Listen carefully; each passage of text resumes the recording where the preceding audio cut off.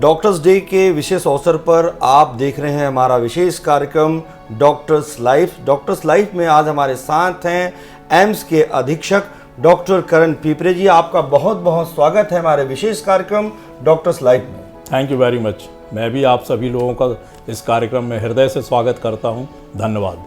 Doctors life इसलिए हमने शुरू किया कि आज डॉक्टर्स डे है। सबसे पहले आपको बहुत बहुत शुभकामनाएं, और जिस तरीके से आपने एम्स के नाम को विश्व के मानचित्र पर एक नया, कहा जाए कि नया स्थान दिलाया है, उसके लिए भी आपका बहुत बहुत आभार। तो आपके जीवन को हम एक्चुअल में जानना चाहते थे आज, कि किस तरीके से आपने पढ़ाई की, किस तरीके से आपका जीवन आगे बढ़ा, उन तमाम विषयों पर आज हम आपसे चर्चा करेंगे। तो डॉक्टर साहब, आप जो है मेडिकल के फील्ड में कैसे आए और आपकी प्रारंभिक शिक्षा कहाँ से हुई? मैं डॉक्टर करण पीपरे, मेरी पैदाइश नैनपुर तहसील शहर है, मंडला जिले में आता है जी। वहाँ पीपरे परिवार में मेरा जन्म 14 मई सन 1955 में हुआ जी। उसके बाद प्राइमरी शिक्षा मेरी वहीं के शासकीय स्कूल में हुई, और हायर सेकेंडरी पास कर वहाँ से कॉलेज में बीएससी फर्स्ट ईयर जबलपुर जाकर के मैंने किया जी। और वहीं से मैंने फिर एमबीबीएस जो पीएमटी होती है, उसकी तैयारी की। चूँकि मेरे परिवार में मुझसे भी सीनियर मेरे ताऊ के 5 लड़के डॉक्टर बन चुके थे जी। तो उनसे भी प्रेरणा मिली परिवार में। और जब वो पढ़ने के लिए मेडिकल कॉलेज जाया करते थे और उनको सफ़ेद कोट में देख करके, तो ऐसी प्रेरणा उस समय जागरूक हुई कि क्यों ना हम भी, उनको जो सम्मान मिलता था देख करके लालच होती थी कि इस प्रकार की पढ़ाई करें, और डॉक्टर साहब कहते हैं लोग, तो यही इस प्रकार की भावना उस समय जागृत हुई जी। पढ़ाई करते रहे। पढ़ाई करने के बाद में जब एमबीबीएस की पढ़ाई पूरी हो गई, तब फिर हमने कहा हम मंडला ज़िले के हैं, तो सबसे पहले हम अपनी सेवाएं अपने उसी ज़िले में देंगे। और लकीली मेरी पोस्टिंग हृदय नगर मंडला शहर से लगा हुआ है, नर्मदा जी के और बंजर नदी के किनारे में, वहाँ मेरा पोस्टिंग हुआ। मैंने लगभग वहाँ 8 वर्ष की सेवाएं देने के बाद में मैंने अप्लाई किया एमडी के लिए, पोस्ट ग्रेजुएशन के लिए, और इंदौर से मैंने गोल्ड मेडल प्राप्त कर एमडी रेडिएशन ऑन्कोलॉजी, कैंसर की जो चिकित्सा होती है उसमें पूर्ण कर, फिर दूसरा एक पोस्ट ग्रेजुएशन और मैंने किया Tata memorial hospital, Bhabha atomic research centre, Parel, Mumbai से, न्यूक्लियर मेडिसिन में किया जी। और पीएससी में बैठा मैं फिर से दोबारा, तो मेरा चयन असिस्टेंट प्रोफेसर के पद पर मेरिट में number 1 Gandhi medical college Bhopal के लिए हुआ। और मैं अप्रैल 1992 से लेकर के और 2017 तक प्रोफेसर के पद से मैंने वहाँ से रिटायरमेंट लेकर के स्टेट गवर्नमेंट से और सेंट्रल गवर्नमेंट की सर्विस एम्स रायपुर में मेरा चयन हो गया। तो मैं वहाँ से यहाँ पे सेंट्रल गवर्नमेंट में ज्वाइन किया, और लगभग मुझे 2.5 वर्ष मैंने यहाँ पे सेवाएं दी, और लगभग 40 वर्ष की सर्विस करने के बाद में मैं यहाँ से सेवा मुक्त हुआ। इसके जो 40 वर्ष का जो मेरा पीरियड था, मेरा कार्यकाल था, उसमें सैकड़ों हजारों कैंसर के मरीज और ट्यूबरकुलोसिस के, अब चूंकि मैं कैंसर का चिकित्सक रहा तो रेडिएशन ऑन्कोलॉजी से रिलेटेड और न्यूक्लियर मेडिसिन में भी कैंसर की जांच और उसका इलाज, और इसी बीच में मैं एम्स दिल्ली में भी रहा जी। और शासन ने मुझे, जब हम लोग कोई नई मशीन खरीदते हैं करोड़ों की कीमत की मरीजों की जांच इलाज के लिए, तो मुझे अमेरिका भी भेजा ट्रेनिंग के लिए। वहाँ अटलांटा और यूएसए में जाकर के जब मैं ट्रेनिंग लेकर के आया, तो माननीय शिवराज सिंह चौहान जी ने फिर हमें एक 5 करोड़ की मशीन कैंसर के मरीजों की जांच करने के लिए, इलाज करने के लिए हमारे गांधी मेडिकल कॉलेज भोपाल में प्रदान की। और मैं शुरू से मुझे शासन के द्वारा अपने पद के अलावा अतिरिक्त प्रभार भी दिए गए। उदाहरण के तौर पे मैं 2002 से लेकर के 2005 तक अधीक्षक के पद पर medical superintendent Sultania lady hospital भी रहा हूँ। अच्छा। उसके बाद में फिर मुझे वाइस डीन भी बना दिया गया था गांधी मेडिकल कॉलेज में, और वहाँ थोड़े थोड़े समय के लिए 2 बार हमीदिया चिकित्सालय का भी मेडिकल सुपरिंटेंडेंट के पद में रहा जी। और फिर 2014 में मुझे फिर मध्य प्रदेश शासन स्वास्थ्य विभाग ने सुल्तानिया लेडी हॉस्पिटल का मेडिकल सुपरिंटेंडेंट बनाया। इस प्रकार से मेरी सेवाएं होती रहीं, मरीजों की जांच, मरीजों का इलाज और अतिरिक्त प्रभार और जनता की सेवा करना, गंभीर मरीजों की इलाज करना। गंभीर मरीज ही ज़्यादा आते हैं कैंसर में, हाँ। और भोपाल में हेड एंड नेक कैंसर हुआ, फेफड़े का कैंसर, लीवर का कैंसर, हड्डियों का, ब्रेन का, इस प्रकार से सभी कैंसर के जांच और इलाज के साथ साथ शासन ने मुझे जब भी जिस कार्य के लिए भी पदस्थ किया है, मैंने उसे बहुत ही ईमानदारी और परिश्रम के साथ, मैंने अनेकों वर्ष पीएमटी की, एमबीबीएस की जो वो काउंसलिंग होती है, हाँ। उसका मैं चेयरमैन भी रहा हूँ।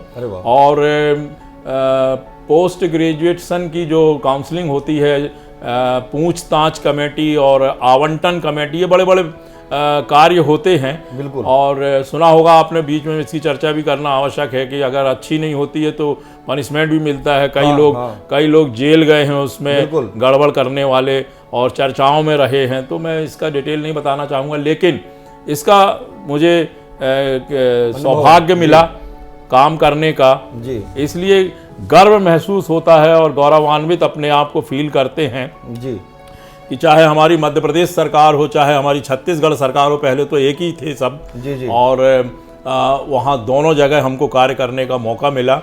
और इसी बीच में मैं अभी लगभग 1 वर्ष हो रहा होगा, मैं बार्सिलोना गया था, मास्को से लौट के दिल्ली होते हुए जब छत्तीसगढ़ रायपुर आ रहा था, तो एक व्यक्ति को करीब 24 साल 25 साल का एक यंग लड़का, उसे सीवियर चेस्ट पेन हुआ, हार्ट अटैक हुआ। तो उसमें अनाउंस किया लोगों ने, तो मेरे पास में जो दवा थी और उनके फर्स्ट एड के किट में जो दवाइयाँ थी, उसको सब मिला करके उस लड़के की जान बचाई। और फिर जब रायपुर उतरे तो फिर उसको एम्स में भर्ती किया। उसमें हमारे उसकी जो खबर पत्रकार मीडिया के द्वारा पूरे इंडिया में गई और न्यूज़ के द्वारा, तो माननीय मंत्री हमारे श्रीमान सिंहदेव जी ने बुलाकर के जीवन रक्षक सम्मान पुरस्कार से, ये बहुत गर्व की बात, हाँ, ये भी बहुत गर्व की बात है। इसी के साथ में जब चर्चा हो रही है जी, तो मैं उस समय मध्य प्रदेश और छत्तीसगढ़ मध्य प्रदेश के उसमें ही आते थे ये जी, अविभाजित मध्य प्रदेश। और मैं इंदौर मेडिकल कॉलेज से अब एमडी की डिग्री लेकर के और वहीं उसी मेडिकल कॉलेज में कार्य कर रहा था। उस समय श्रीमान पटवा सरकार थी और उस ये बस्तर जगदलपुर बस्तर क्षेत्र में लगभग 750-800 बच्चों की और जेंट महिला पुरुषों की उल्टी, दस्त और मलेरिया बुखार की महामारी से डेथ हो गई थी। तो उसमें हम लोगों की पोस्टिंग हुई थी। तो 1 माह में हमने काफ़ी बीमारियों को कंट्रोल कर दिया और हमें हर हफ्ते अपनी जो दवाई और इलाज से जो संक्रमण को ख़त्म करते जाएं। और हमारे जॉइंट डायरेक्टर स्वास्थ्य सेवाएं मिस्टर डॉक्टर तिवारी जी थे उस समय, और डॉक्टर CMHO थे, सांखला साहब थे जी। तो मुझे नाम याद है, बहुत अच्छा, मुझे ऐसा लग रहा है जैसे कल की घटना हो। तो मेरे साथ में दुर्ग क्षेत्र के अभी भी हैं वो डॉक्टर साहब, डॉक्टर DK अग्रवाल पैथोलॉजिस्ट हैं जी, वो भी मेरे सीनियर थे, तो मेरे साथ टीम में थे। और हम लोग बीजापुर नक्सलाइट एरिया है वो पूरा, बीजापुर, भैरमगढ़ और नीलेसनार में हम लोग का हेडक्वार्टर था। और नीलेसनार के पीछे से बहती है इंद्रावती नदी जी, और उस नदी के उस पार एक गांव था घोटपाल, मुझे नाम याद है। घोटपाल में करीब 6 बच्चों की डेथ हुई थी। उसको देखने के लिए, उसका जो वेरिफिकेशन है उसका सत्यापन करने के लिए हम लोग जा रहे थे। तो डॉक्टर DK अग्रवाल इंद्रावती नदी में डूब गए थे।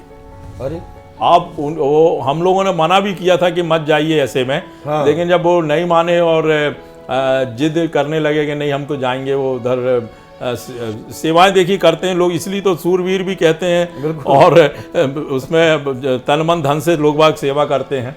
तब वो जब डूबने लगे तो मैं वहाँ पे कोई ऐसा तैरने वाला कोई था नहीं, दिखा नहीं किनारे नदी के, तो मैंने जा कर के कूद के जल्दी से और उनको पकड़ा, निकाला। उस समय वो बेहोश हो गए थे। तो हमारे पास दवाइयों का किट भी रहता है, नर्स भी थी हमारे यहाँ, ड्राइवर भी था, ये वो सब थे।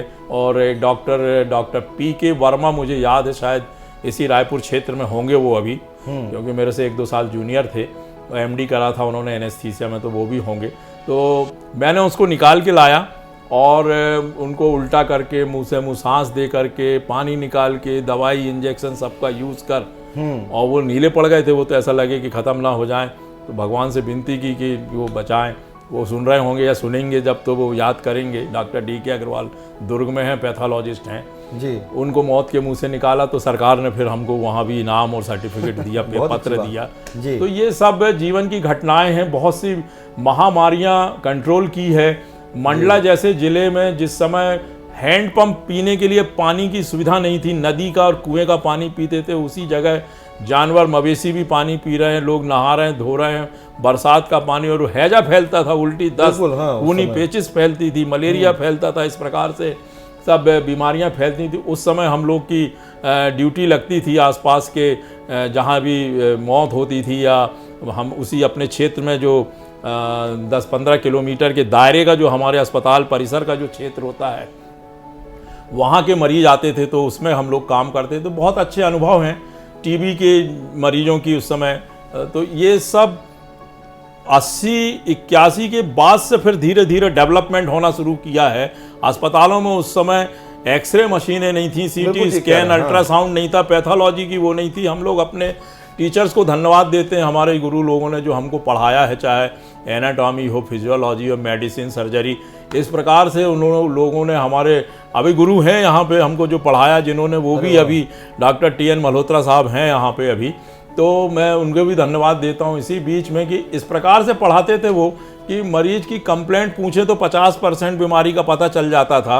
और जब आँख और नाखून और चमड़ी और हाथ में ये सब देखें और स्टेथोस्कोप से जांच करें, तो मरीज की डायग्नोसिस बन जाती थी और उसे इलाज कर देते थे। बिल्कुल। फिर उसके बाद में आ गया, करीब 3 माह से ज़्यादा हो रहा है हमको, कोविड-19 का पीरियड आ गया। बिल्कुल।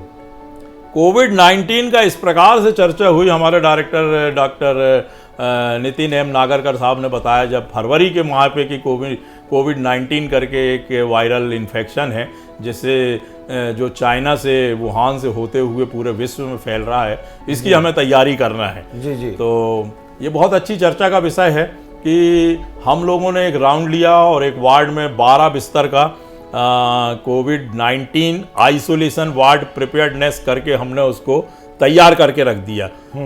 और उसमें वेंटिलेटर भी जो चीज़ चाहिए था, वो दवाइयाँ, गोलियाँ, हाइड्रोक्सीक्लोरोक्विन, एजिथ्रोमाइसिन और साइप्रोफ्लॉक्सासिन, सेफाटेक्साइम, IV फ्लूइड्स, और डॉक्टरों की ड्यूटी, उसका रोस्टर बना दिया, उसका नर्सिंग ऑफिसर्स का बना दिया, वार्ड बॉय का, और हमने पूरा रेडी रख दिया पूरा। ये दवाइयाँ भी, डॉक्टर भी, और जो पैरामेडिकल स्टाफ होता है वो भी, और उसकी जो जो माइक्रोबायोलॉजी लैब है उसकी तैयारी कि यहाँ टेस्ट होगा, यहाँ पे मरीज को रखेंगे, और जो डाउटफुल केसेस होंगे उसको भी रखने का।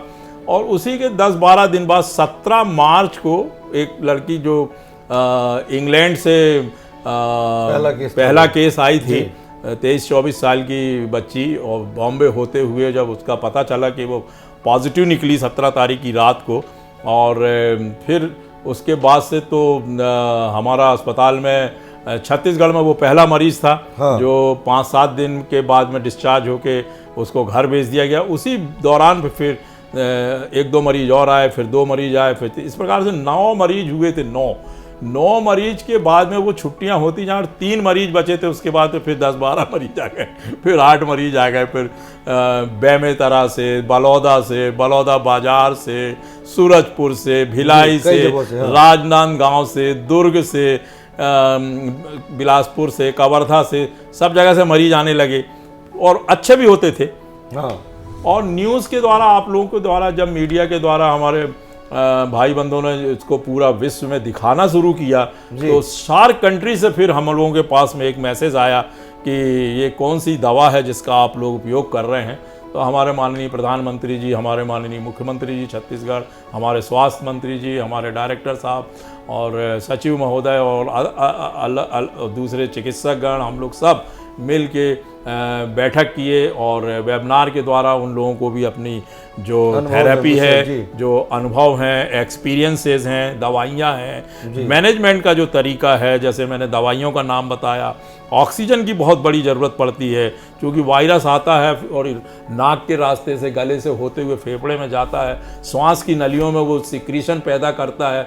लंबी लंबी सांस लेने से लोग बागों के वो जो सिक्रीशन सूख जाता था, हवा की नलियों को चोक कर देता था और फेफड़े में, सीने में प्लूरल इफ्यूज़न पानी जमा हो जाता था, निमोनिया हो जाता था, फीवर आता था और इसी प्रकार से जो उसके कॉम्प्लिकेशंस होते थे ब्लड से होते हुए, चाहे वो ब्रेन हो, लीवर हो, और ये सब मिलाकर के रीनल फेल्यूर में चला गया तो फिर हार्ट अटैक हो जाता था। तो ये हमने अपने यहाँ नहीं होने दिए जी।